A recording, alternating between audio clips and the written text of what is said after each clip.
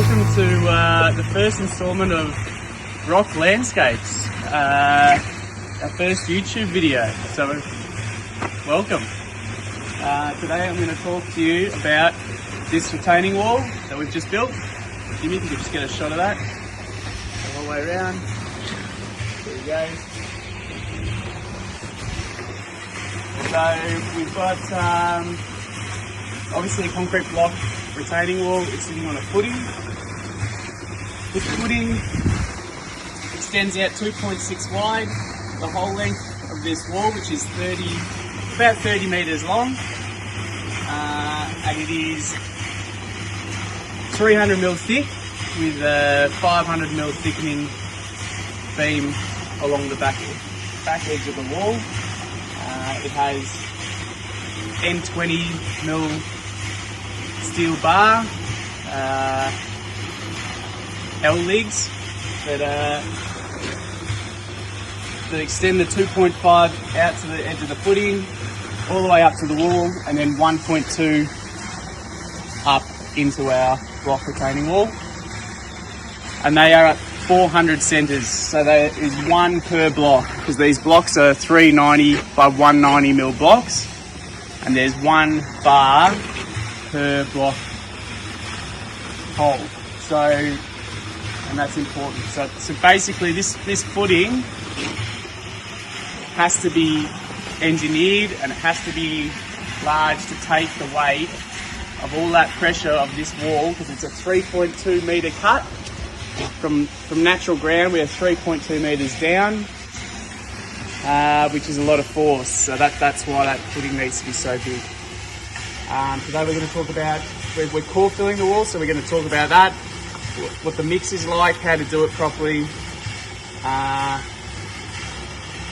And yeah, so we're going to show you all about it. Firstly, our mix. It's just a standard 7mm scoria, or quarter minus it's also called, mixed with a concrete sand, and that's at a two parts stone to 1 part sand to 1 part cement. So we're using a bag of cement per mix or thereabouts. As you can see, we're hand mixing it in a mixer, and then we've thrown a mix into the barrow, and we're going to bucket that up out of the barrow and into the block wall to core fill it, to give it that strength, which is where it gets all its strength. So that's a fair bit.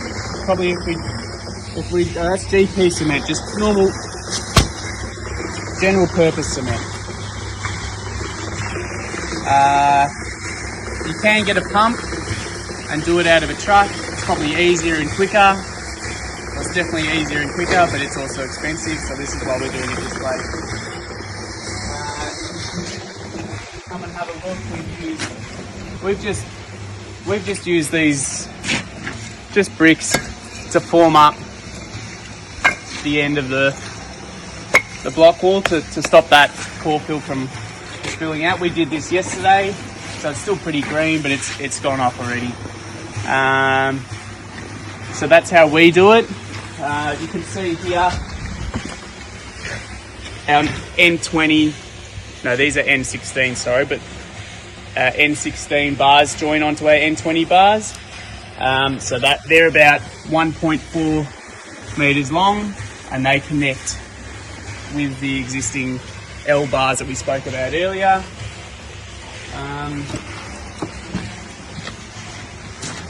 This is our mix, ready to go, sitting in the barrow. There, so it's just our mix there. I'll jump up onto the wall and we'll have a look. Let me just take these gloves off. Important to wear gloves because this stuff will destroy your hands.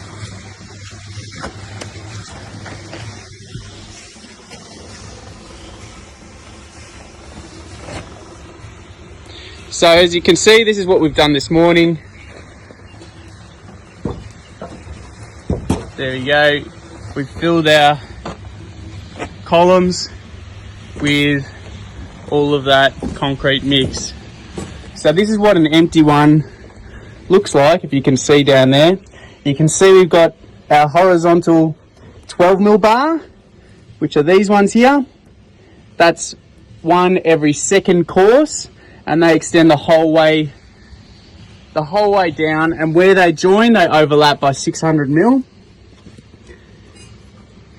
You can see here we've got our L bars, and we just put them in. There they are there, sitting on the ground ready to go. We just put them in at the top of the wall. I'll pass you back over to Jimmy. We put them in as we fill them, just sit them in to link each course together at the top, because that's where a lot of the pressure is found. And as we go, we drop our N16mm bar, connecting the existing N20mm bar that's in our footing, right? And then one that's already got a length of N16 in that block work, but this one doesn't just yet. So every single block needs to have an adjoining piece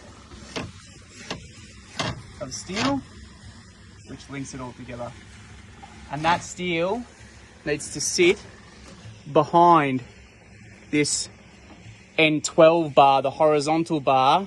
So it needs to sit behind that, so that is sitting like that and not like that. So if you can see the difference, so not like that, it's got to sit behind whichever way the force of the wall is pushing. It's got to sit on the back side of that. So basically, once it's all concreted and locked in together, this bar is supported by that N12 bar, and that force driving this way, it can't move. So that's it. So we'll carry on filling the rest of this wall. It'll probably take us the rest of the day, I reckon. But that's all from us until next week. Thanks, guys.